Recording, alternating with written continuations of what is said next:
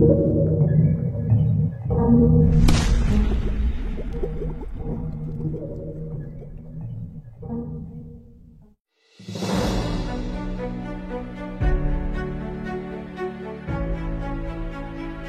pembangunan proyek nasional Jalan Tol Malang Kepanjen tengah memasuki tahap feasibility study. Setidaknya, kegiatan survei uji kelayakan tanah ini dilakukan di sepanjang trase Jalan Sirip yang melewati Jalan Lingkar Selatan Kepanjen, Kabupaten Malang. Dalam trase Jalan Sirip untuk sisi exit tol Kepanjen ini, direncanakan melewati kawasan desa Sukorjo, Pagaran, sampai desa Tegal Sari, Desa Mangunrejo, Kecamatan Kepanjen. Pekerjaan studi kelayakan untuk rencana trase Sirip Tol Malang Kepanjen sisi jalur Lingkar Selatan Kepanjen ini setidaknya dilakukan dua perusahaan konsultan, yakni dari PT Sahitya Reka Persada dan SMT Lab Surveying and Material Test.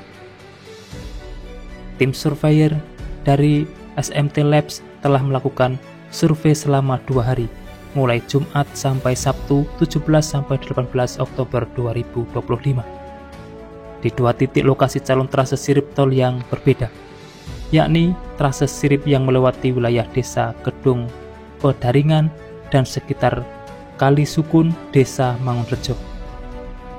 Zainal Abidin, petugas dari tim survei SMT Labs, pada Sabtu 18 Oktober 2025 mengatakan pihaknya telah melihat 2 titik lokasi pada calon trase Sirip Tol.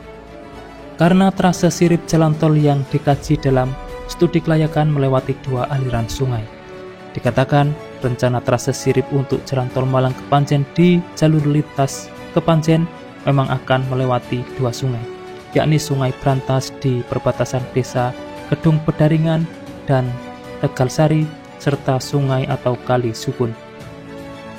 Zainal menambahkan, dalam studi kelayakan untuk trase Sirip jalan tol idealnya disurvei 3 alternatif jalan, untuk kemudian dipilih salah satu yang paling layak dibangun menjadi trase Sirip jalan tol. Dalam survei studi kelayakan calon jalan Sirip tol yang dilakukannya, dengan menguji daya dukung tanah, terutama tingkat kekerasan atau kepadatannya, sebagai pondasi untuk jembatan. Untuk mensurvei jalur Sirip Tol yang nantinya ada jembatan, rencananya akan dibangun 2 jembatan.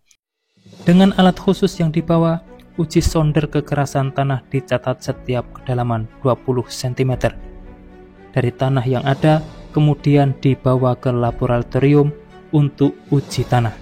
Setelah proses uji feasibility study jalan, selanjutnya akan dilakukan pekerjaan penyusunan DED untuk perencanaan proyek trase jalan tol yang lebih spesifik.